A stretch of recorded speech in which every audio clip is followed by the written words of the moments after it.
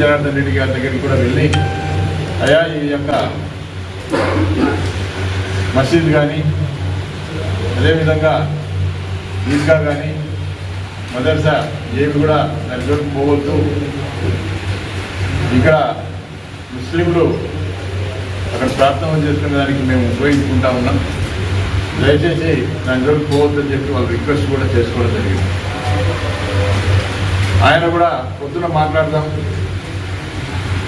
అని చెప్పి పొద్దున రమ్మని చెప్పి నైటే ఎవరికి చెప్పా పెట్టకుండా వారి యొక్క అనుచరులతో ప్రొక్లైన్లతో రాత్రికి రాత్రే ఈద్గాను కూల్చడం జరిగింది. ఈద్గాను కూల్చిన తర్వాత ప్రతి ఒక్క ముస్లింలో ఒక చర్చ మొదలు కావడం జరిగింది. ఆ టైంలో నేను కూడా విజయవాడలో ఉన్నందువల్ల నేను కూడా మాకు కొద్దిగా పొద్దున కూల్చిన తర్వాత పొద్దున తెలిసింది. మరి ఈరోజు ఆ యొక్క ఈద్గాను సందర్శించి ముస్లింల వ్యక్తితో అందరితో కూడా మాట్లాడాలి, దాని పూర్తి వివరాలు కూడా తెలుసుకోవాలనే ఉద్దేశంతోనే ఈరోజు ఆ యొక్క ఈద్గా స్థలం దగ్గరికి మేము వెళ్తూ ఉంటే పోలీసులు వచ్చి మీరు ఈద్గా దగ్గరికి వెళ్ళేదానికి వీల్లేదు, ఎందుకంటే శాంతి భద్రతల సమస్య ఏర్పడుతూ ఉంది, ఈ కమ్యూనల్ ఫీలింగ్ వస్తూ ఉంది. ఎందుకంటే ఇక్కడ మనగానపల్లిలో ఈ యొక్క మైనార్టీలందరూ కూడా చాలా వరకు ఈ యొక్క ఈద్గా విషయంలో అసంతృప్తిగా ఉన్నారు. మీరు అక్కడికి పోయి రెచ్చగొట్టే విధంగా మాట్లాడితే మాకు డిపార్ట్మెంట్కు లా అండ్ ఆర్డర్ ప్రాబ్లం వస్తుందని చెప్పి ఈరోజు నన్ను హౌస్ అరెస్ట్ చేయడం జరిగింది. అక్కడికి వెళ్లకుండా పోలీసులు అడ్డుకోవడం జరిగింది. ఏదేమైనప్పటికీ కూడా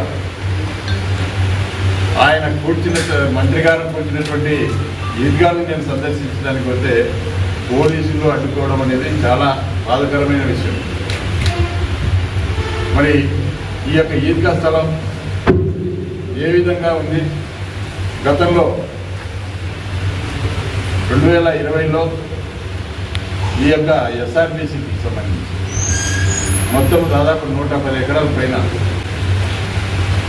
మనం అన్నీ కూడా సేకరించి పేదవాళ్ళకు పట్టాలు ఇవ్వాలి, ప్రతి ఒక్కరికి కూడా ఒక గూడు కల్పించాలి, వసతి కల్పించాలి అనే ఉద్దేశంతో 2020లో ఎస్ఆర్బీసీ నుంచి కలెక్టర్ గారికి రెవెన్యూకు ఈ ఎస్ఆర్బీసీ పొలాన్ని అంతా కూడా హ్యాండ్ ఓవర్ చేయడం జరిగింది. అందులో 318 సర్వే నెంబర్కి సంబంధించి దాదాపు సహకారంతో ప్రతి ఒక్కరికి కూడా మరి వైఎస్ఆర్ గృహ వసతి కలిగించాలనే ఉద్దేశంతో ఆ రోజు చేయడం జరిగింది. ఆ తర్వాత ఈ ఇంటి పట్టాలు ఇస్తే ఇల్లు కట్టిస్తే వైఎస్ఆర్ కాంగ్రెస్ పార్టీకి కాంతాన్ రామిరెడ్డికి మంచి పేరు వస్తుందని చెప్పి ఆయన కోర్టుకు వేయడం జరిగింది. కోర్టులో వేసిన తర్వాత ఎన్నికల ముందు ఈ యొక్క ఈద్గా అనేది ఈ ముస్లింలు పెరుగుతున్న జనాభాకు అనుకూలంగా ఇక్కడ ఈద్గా ఏర్పాటు చేస్తున్నారు. మరి ఆ ఈద్గా వల్ల ఆయనకు నష్టం ఎక్కడ జరుగుతూ ఉంది?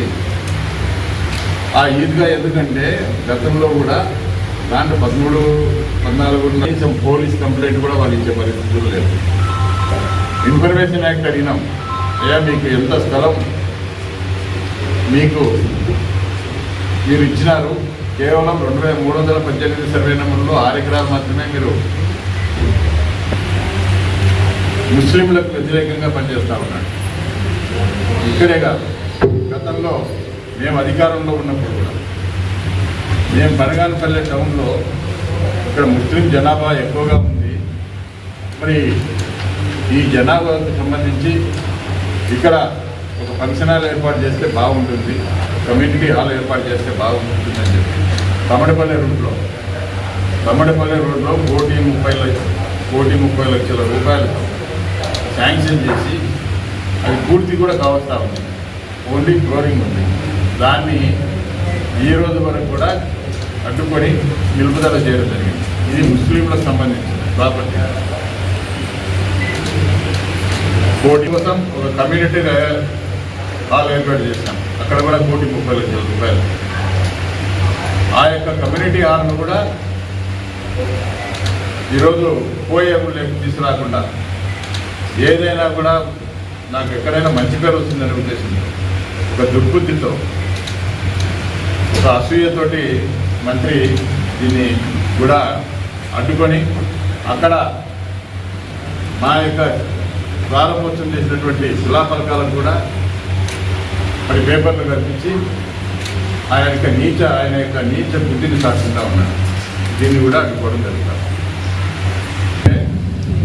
ఆ ఈద్గాలో మరి ఆయనకు సైటు గవర్నమెంట్కు హ్యాండ్ ఓవర్ చేయలేదు. ఈ రోజు వరకు కూడా, ఈ నిమిషం వరకు కూడా ఎస్ఆర్బిసి స్థలంలోనే ఉంది. ఇది గవర్నమెంట్కు ఎలాంటిది కలెక్టర్ కానీ ఈ యొక్క సర్వే నెంబర్లతో ప్రార్థనలు చేస్తూ ఉన్నారు. మరి ఇటువంటి స్థలాల్లో మొదటి మీద ఉమ్మేస్తూ ఉన్నారు. ఈరోజు ఎందుకు తెచ్చుకున్నారో ఈ దుర్మార్గుడిని మనం ఓటు వేసి మనం గెలిపించుకుంటే, మనం నమ్మి ఇతని ఓటు వేసినందుక మాకు ఈ శిక్ష అని చెప్పి ముస్లింలు బాధపడతా ఉన్నారు.